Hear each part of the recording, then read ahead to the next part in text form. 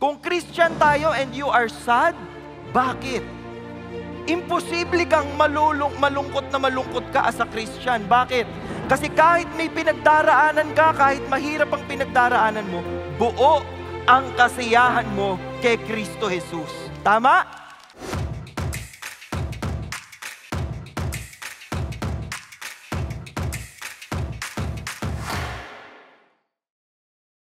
Ang mensahe natin ngayon, live out, love, and joy. Pakisabi po sa katabi nyo, live out, love, and joy.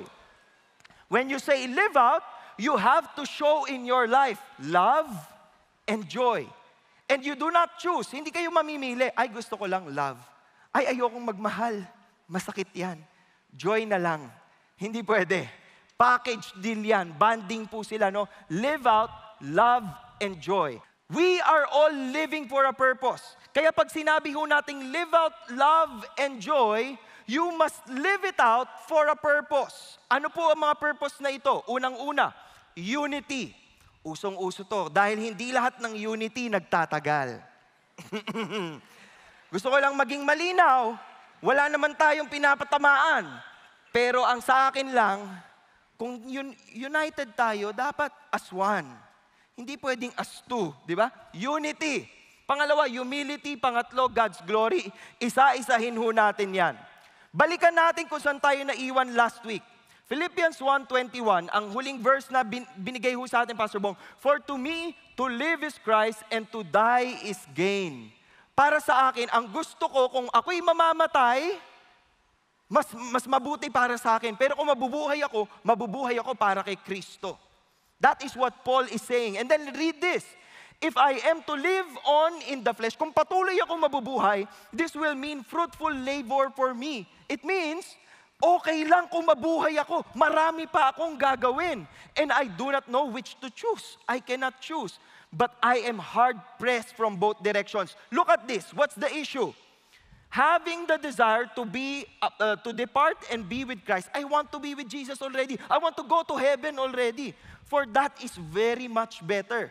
Yet, to remain on in the flesh is more necessary for your sake. Sinasabi ho niya dito, gusto ko na talagang mapunta sa langit. Gusto ko na tapos na ang buhay ko. Pero dahil may mission pa ako, to live is Christ and to die is gain. Anong pinapakita ho nito? Pinapakita nito na ang buhay ni Apostle Paul ay nakasentro kay Kristo.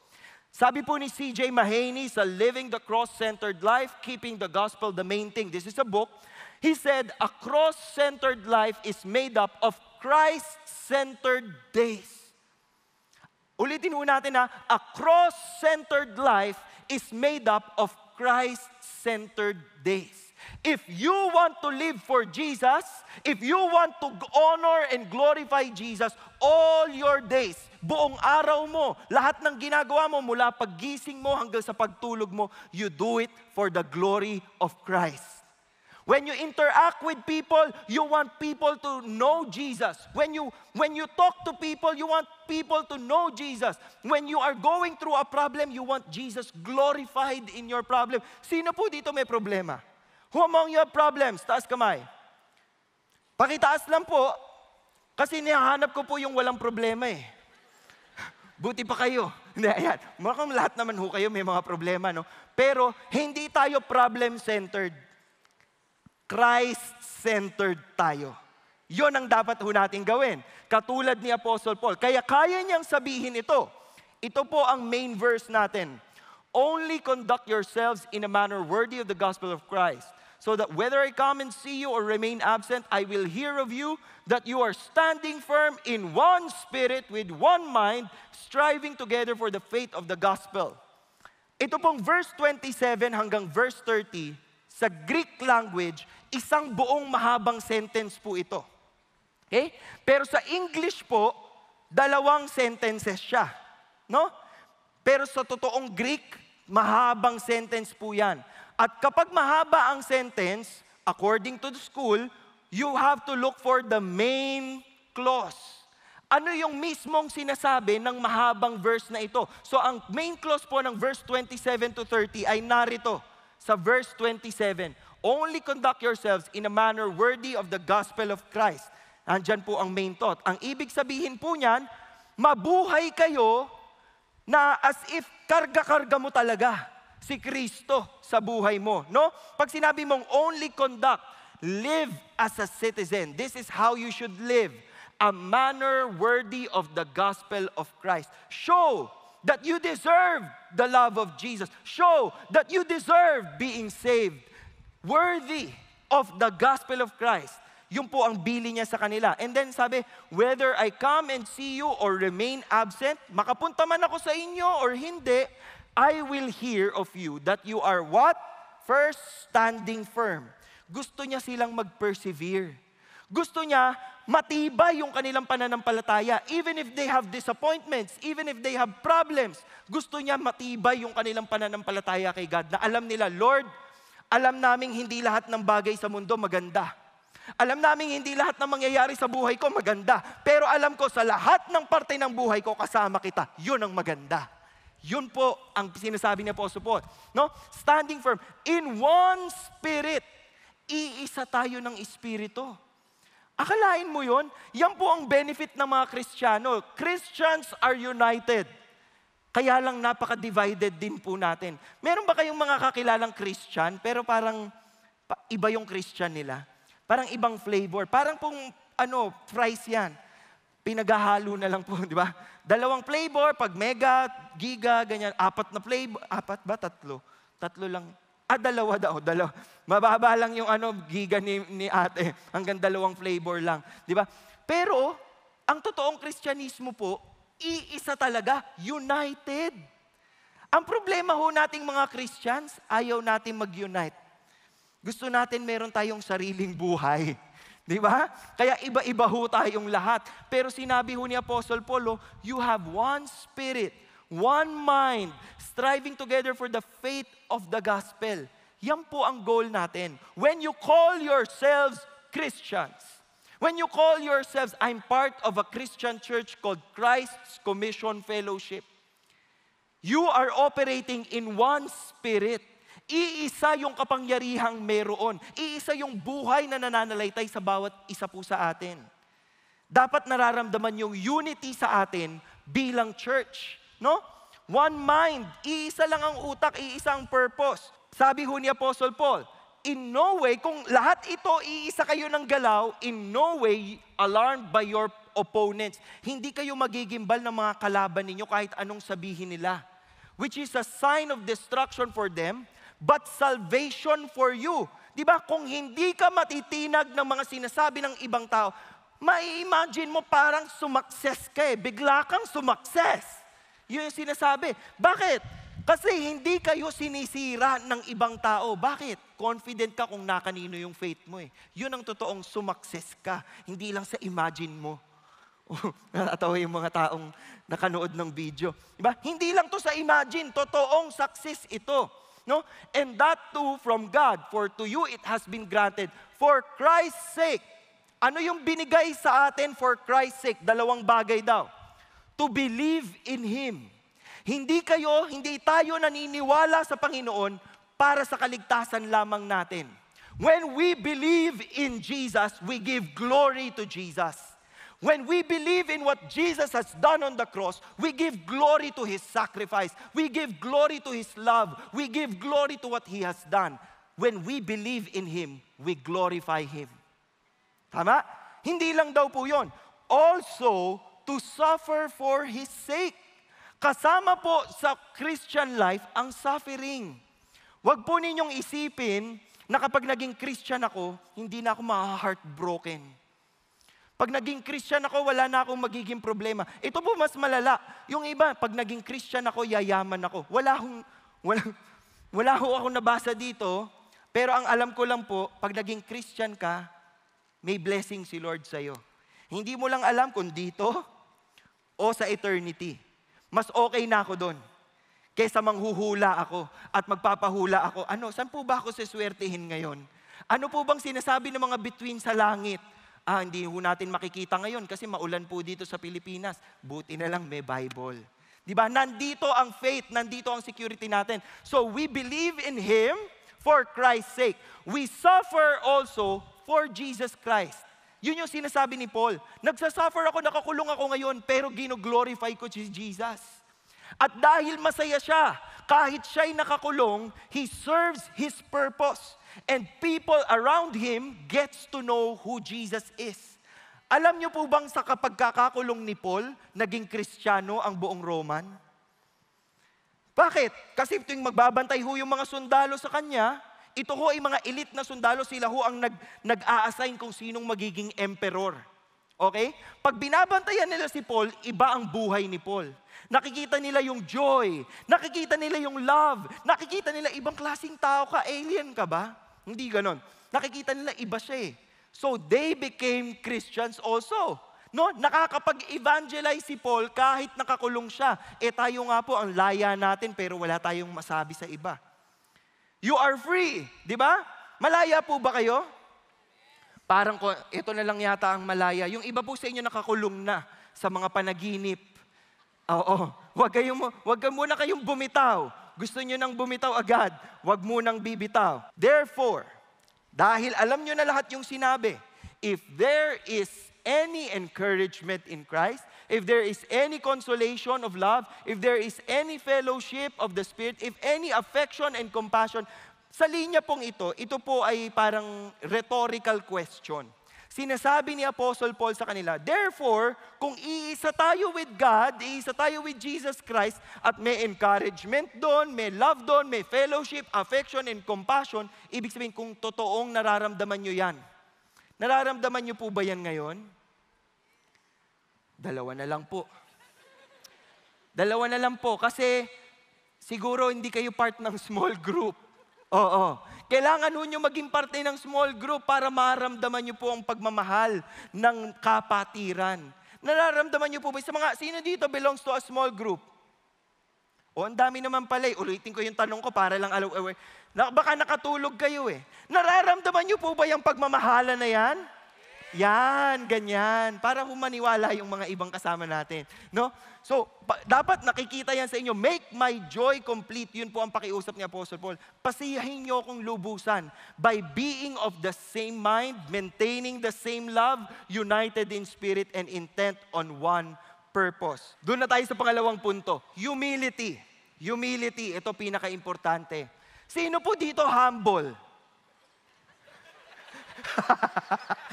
Gising na gising kayo ah.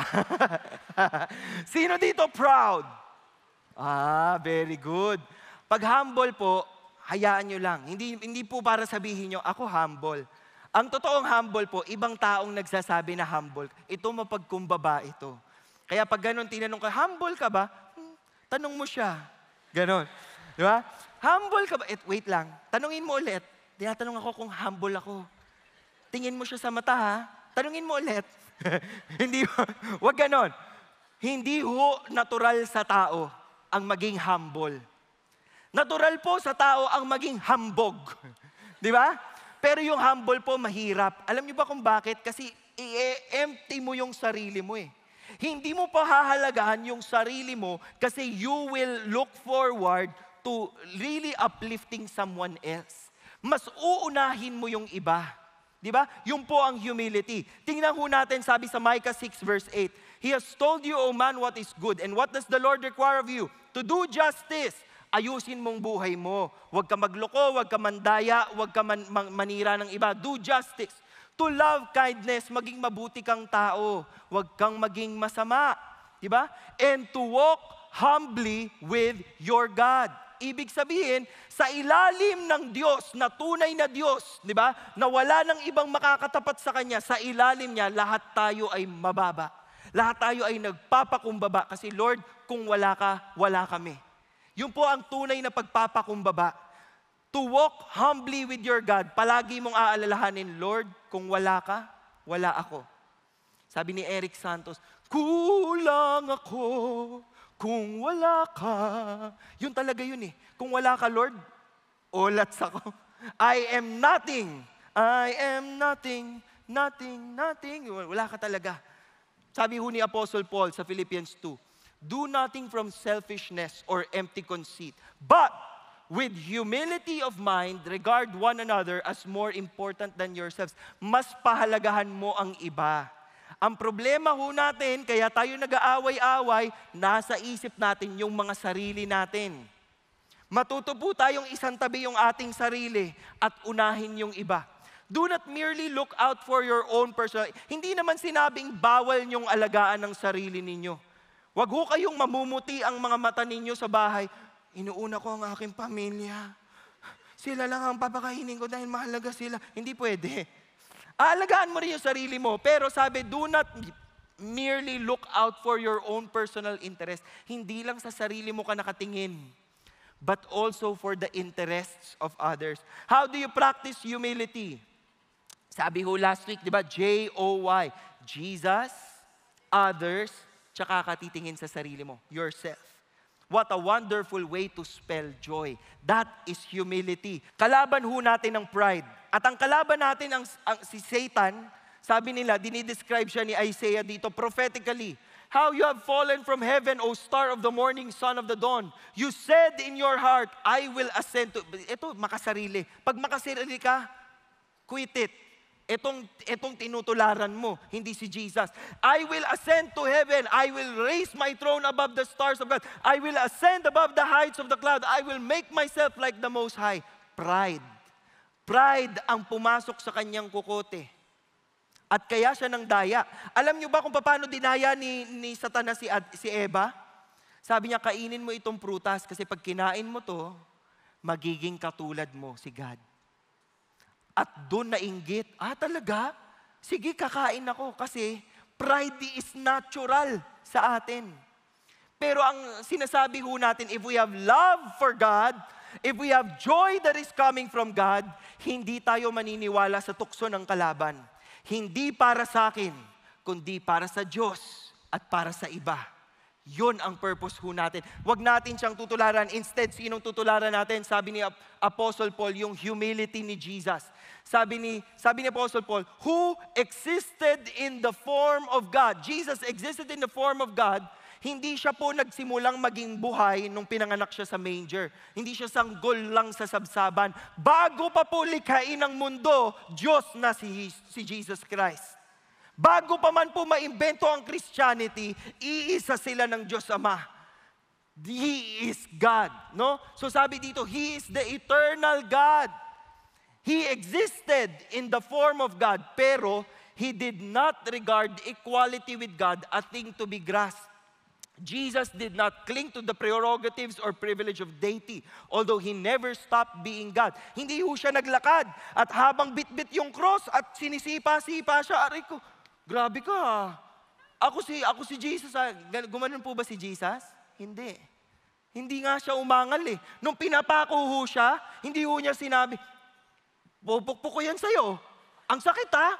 Gumanon ho ba si Jesus? Hindi. Tahimik ho niyang tinanggap. Tahimik ho niyang tinanggap yung pagbababoy sa kanya. Tahimik ho niyang tinanggap yung pagpapatay sa kanya.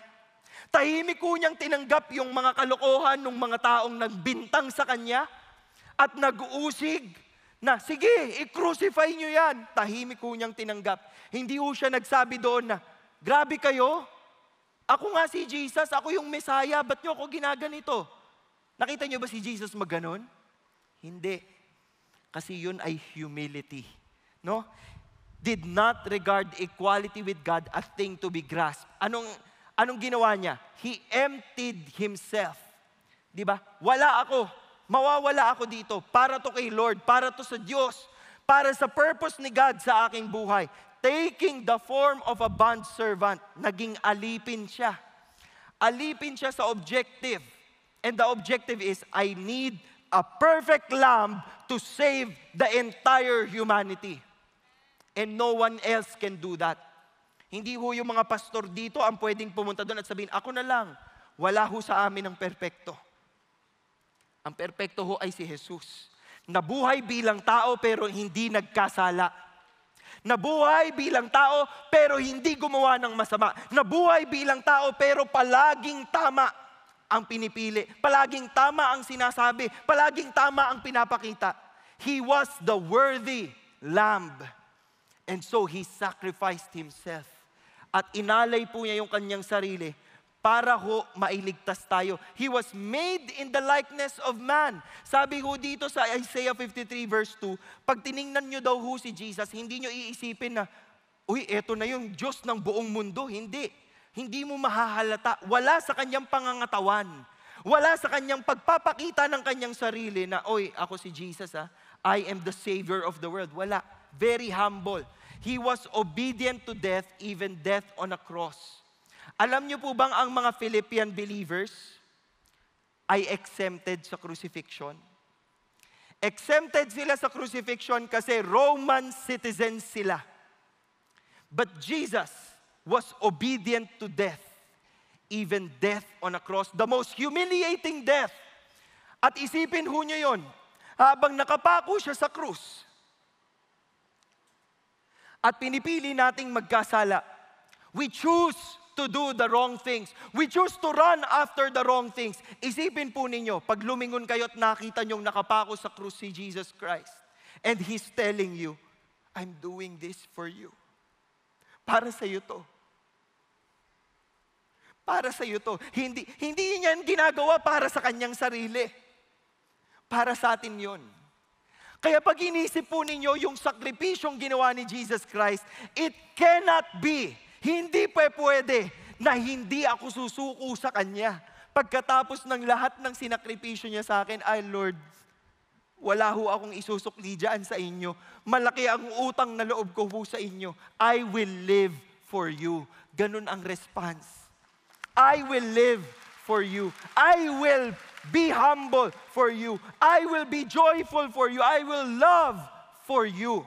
Dahil ang love at joy po, humility, pag yan ho ay pinakita nyo dumaan sa prism, ang dami pa pong ibang lalabas na mga karakter. Selflessness, kindness, compassion, generosity. Katulad ho ni David. Si David ho, sa 2 Samuel 7:18, sabi niya, who am I, O Lord, and what is my house that you have brought me this far? Sino ba ako, Panginoon? Para dalin mo ko sa ganito kalayong achievement, sino ba ako? Wala ako, Lord eh. Hindi ko talaga maisip, bakit ako yung ilalagay mo dito? At dahil alam niya, yung ginawa ni God sa kanya, anong sinabi ni David? Sabi niya sa 2 Samuel 9:3, is there not yet anyone of the house of Saul to whom I may show the kindness of God? Nung naging hari po si David, he wanted to show kindness to the people who wanted him dead. And that's the family of Saul. Saul wanted to kill David because Saul did not want another king. Saul wanted himself to be king. But Saul died in battle. And his son Jonathan died. At nung totoong magiging hari na si David, ang sabi niya, wala bang kahit sino sa pamilya ni Saul na pwede kong pagpakitaan ng mabuti? May nagsabi sa kanya, meron pa pong natitirang anak doon sa malayong lugar. Ang pangalan po niya ay Mephibosheth. Mephibosheth. Gusto niyo bang mapangalan ng Mephibosheth? Diba? Pag nabishet sa inyo ang nanay ninyo, tatawagin niya kayong Mephibosheth. Si Mephibosheth po. Si Mephibosheth ay lame on both legs. Ibig sabihin, hindi na siya makakalakad, hindi ho siya makakatravel. Sabi ni David, gagawin natin ng mabuti si Mephibosheth. Sabi ng mga advisor niya, wala nang silbi yan sa'yo. Hindi mo na kailangan pagpakitaan ng mabuti ang taong yan. Pero ano sabi ni David? Hindi naman kabutihan ko ang gusto kong ipakita eh. Anong gusto niya ipakita? The kindness of God. And so, they brought Mephibosheth to him. And he said to Mephibosheth, Mephibosheth, you will always eat at my table. Pagkakain ako, kasama ka. Inalagaan ho niya ng mabuti. Pinakita niya ang kabutihan ng Diyos. Naiinggit ba kayo kay Mephibosheth? Buti pa si Mephibosheth. Ganyan, di ba? Buti pa siya. Pero alam nyo, higit sa ginawa ni David, yung ginawa ni Jesus Christ. Sa lahat ng kalokohan, kamalian, kapalpakan natin, winelcome niya tayo sa Kanya. At sinabi niya sa atin, halika anak, kasali ka dito. Halika anak, alam ko naliligaw ka. Kasali ka dito. Halika anak, alam ko naghahanap ka ng pag-ibig. Kasali ka dito. Halika anak, alam ko sugat na ang puso mo. You're part of this family. Halika dito anak. Alam ko marami nang gumugulo sa isip mo at feeling mo wala kang kakampi. Andito ako. Kasali ka dito. That is what Jesus did. Is that wonderful? Parang hindi kayo natutuwa. Dapat natutuwa kayo. Tinanggap niya tayo. Ang sabi ho nung kanta, niyakap mo ako sa aking karumihan. Inibig mo ako nang di kayang tumbasan. Di ba? May karapatan ba tayo para i-demand yung pag-ibig na yun ng Panginoon? Wala. Wala. Bankrupt tayong lahat. Pero pinili niya pa rin tayong mahalin. Kaya ang huling punto natin is this is for God's glory. Si God ang magiging bida ng kwento. Pag tinignan po ninyong buhay nyo, ang dami kong maling ginawa, ang dami kong kapalpakan, ang dami kong mga wrong choices, pero pag nilagay mo si Jesus Christ dyan, lahat ng kadiliman na yun nabubura ng liwanag niya. And then, who gets glorified? Ikaw? Ay, wala po, Lord. Ako nga, hindi ako makakakuha ng kahit anong gloria. Di ba? Wala, Lord. Hindi ako to eh. Kasi alam ko kapag nagpipreach po ako, ikaw ito. Instrumento lamang ako. We do this for God's glory. Dapat ganun ho ang objective nating lahat. Sabi ho ng Westminster Shorter Catechism, what is the chief end of man?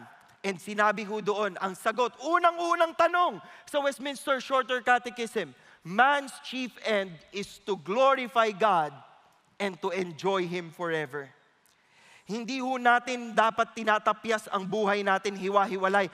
Pag Linggo, Christian ako. Pag Monday, medyo Christian ako. Pag Tuesday, slightly Christian ako. Pag Wednesday, sige, pwede pa rin ako maging Christian kasi gitna yan eh. Pero Thursday, bibitaw na ako. Friday, welcome back to the world. Saturday, eto na, magsiswimming na ako sa mali. Para pag Sunday, iiyak ulit ako. Tapos sasabihin ko, Jesus, I accept you. Hindi pwedeng ganon. Hindi pa pwedeng ganon. Dapat lahat ng buhay natin, mula Lunes hanggang Biyernes, Sabado at Linggo, we live to glorify God. We live to glorify God. At yan po ang sinabi ni Apostle Paul. Philippians 2, verses 9 to 11, sabi niya, for this reason also, dahil sa dahilang ito, God highly exalted Him. Ano yung reason? Naging humble si Jesus Christ. Pinakita niya sa atin kung paano maging humble. Naging humble si Jesus Christ. So what did God do? God highly exalted Him and bestowed on Him the name which is above every name. Super exalted. Inangat talaga si Jesus Christ. At the name of Jesus, every knee will bow of those who are in heaven and on earth and under the earth. Lahat. Nasa langit, nasa lupa, at nasa ilalim ng lupa. And that every tongue will confess that Jesus Christ is Lord to the glory of God the Father. Yan ang mission ni Jesus Christ. Kaya nga ho ang sinabi, only conduct yourselves in a manner worthy of the gospel of Christ. Ang bit-bit mo ay pangalan ni Kristo. Wag na wag mo siyang papahiyain. Wag na wag mo siyang tatalikuran. Wag na wag mo siyang lolokohin. Dahil hindi biro pag sinabi mong, I'm a Christian, I'm a follower of Jesus, then you live in a manner worthy of the gospel of Christ. You live in peace. Kung may kaaway ka, makipagbati ka. Wag kang ma-pride. Di ba? Ibaba mo yan. Kung meron kang kagalit, mauna kang mag-sorry. Hindi akong na-offend sa kanya eh. Hindi, mauna kang mag-sorry. Kasi hindi naman para sa kanya mo gagawin yan eh. Para kay Jesus. Kung meron kang kakilalang hindi pa kilala si Kristo, pag-pray mo na, please. Mag-share ka na ng gospel sa kanya. Hindi mo alam kung hanggang kailan siya buhay. Hindi mo alam. Ikaw lang ang nag-e-enjoy dito na alam mong save ka ni Jesus, pero yung mga kaibigan mo, ligaw sila lahat. Reach out to them. Share the gospel to them. Live in a manner worthy of the gospel of Christ, so that, ano daw yung magiging resulta? Whether I come and see you or remain absent, I will hear of you, that you are standing firm, matibay kayo in one spirit, with one mind, striving together for the faith of the gospel. We want to glorify Jesus. Is that what you want in your life? Then you live out love and joy.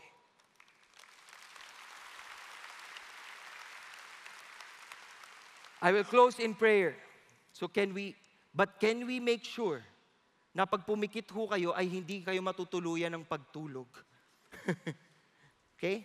Maaga ho tayong matatapos dahil ayoko ho kayong mapuyat dito. Pero ito ho ang dasal ko.